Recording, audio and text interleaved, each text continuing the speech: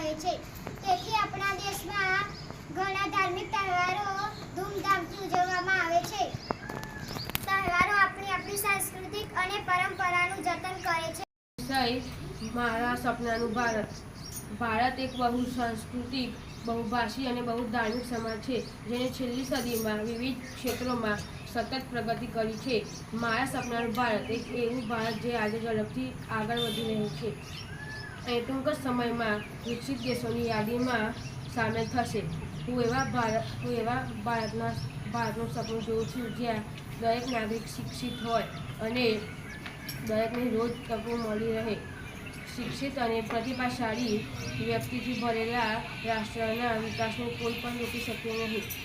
મારા સપનાનું ભારત એવું ભારત કે જ્યાં લોકો તેમની જાતિ કે ધર્મના આધારે ભેદભાવ કરવામાં આવશે નહીં અને જાતિ અને ધર્મના મુદ્દાઓ પર કામ કરી દેશને મજબૂત કરવા માટે મહત્વપૂર્ણ પગલું હશે।